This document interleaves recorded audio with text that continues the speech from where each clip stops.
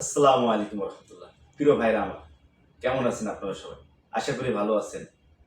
আমি আপনাদের সামনে খুবই একটা অ্যামেজিং বিষয় নিয়ে চলে আসলাম। পুরো ওয়ার্ল্ডের মধ্যে এমন একজন ব্যক্তিত্ব আছেন যিনাকে রাষ্ট্রপ্রধান নিজে সিগনেচার করে একটি ব্লাঙ্ক চেক দেন এবং ব্লাঙ্ক চেকে ফাঁকা থাকে, যেনাকে দেওয়া হচ্ছে তিনি অ্যামাউন্ট বসায় নেবেন। তিনি কি ব্লাঙ্ক চেকটা রাষ্ট্রপ্রধানের কাছে ব্যাক দিবেন সেটা তার ব্যাপার, এবং কেমন অ্যামাউন্ট নেবেন সেটাও তার ব্যাপার। খুবই একটা আশ্চর্যজনক বিষয় যে পুরো ওয়ার্ল্ডে এখনো এরকম একটা বিষয় রয়ে গেছে যে একজন প্রধান সিগনেচার করে দিচ্ছেন একটা ব্লাঙ্ক চেক। রাষ্ট্রের ব্যাংক আছে, ব্যাংক থেকে পর্যাপ্ত পরিমাণ অর্থ আছে, ওখান থেকে তিনি বেতন রাষ্ট্র থেকে নেন না। রাষ্ট্র থেকে তিনি কোনো বেতন নেন না, তিনি যেটা লিখবেন ওইটাই তার বেতন।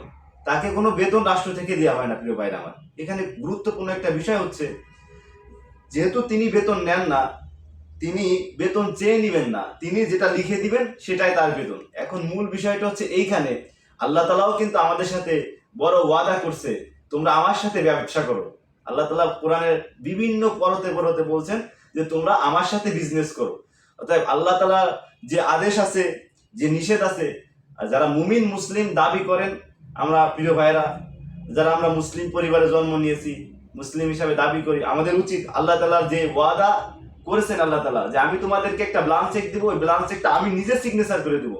কত বড় কথা আল্লাহ তালা কিন্তু বলেছেন প্রিয় ভাইরা আমার, যে ব্লাঙ্ক চেকটা আমি নিজে সিগনেচার করে দেব প্রত্যেকটা গোলামের জন্য, যারা জান্নাতি হবে। এই জান্নাতি হওয়ার জন্য আল্লাহ তালা যে বিশেষ করে আমাদের যে আদেশ করেছেন, এই আদেশটা আমাদেরকে মেনে নিতে হবে। যে নিষেধ করছেন, এই নিষেধটা আমাদের বাধ্য থাকতে হবে, নিষেধটা আমরা পরিত্যাগ করতে হবে। বিষয়টা হচ্ছে এইখানে। এখন আল্লাহ তালা যেহেতু ওয়াদা করছেন, যেমন মুসলিমদের মধ্যে 7 শ্রেণীর মানুষ আরশের নিচে ছায়া পাবে।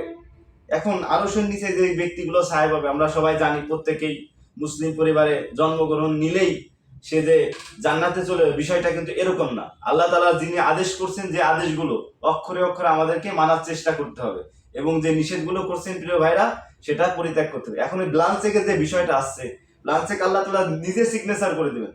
জান্নাতে আমরা জানি আমরা যেটা আবদার করবো সেটাই পাবো ইনশাল্লাহ। এখন আল্লাহ তাআলা যেহেতু নিজে পার্সোনালি একটা ব্লাঙ্ক চেক সিগনেচার করে দিতে চেয়েছেন প্রত্যেকটা জান্নাতি ব্যক্তির জন্য, অতএব আমরা আমাদের জায়গা থেকে চেষ্টা করব, প্রত্যেকের জায়গা থেকে চেষ্টা করব জান্নাতে যাওয়ার জন্য যে কাজগুলো করার দরকার। আল্লাহ তাআলার প্রত্যেকটা হুকুম যেগুলো আমাদেরকে আল্লাহ তাআলা করতে বলছেন সেটা আমরা করবো ইনশাল্লাহ, যেটা নিষেধ করছেন সেটা থেকে বিরত থাকবো ইনশাল্লাহ। আর মূল বিষয়টা হচ্ছে এখানে, এই ব্লাঙ্ক চেক পাওয়ার জন্য আল্লাহ তাআলার হুকুম কিন্তু আমাদের মানতেই হবে ইনশাল্লাহ প্রিয় ভাইরা আমার। এখন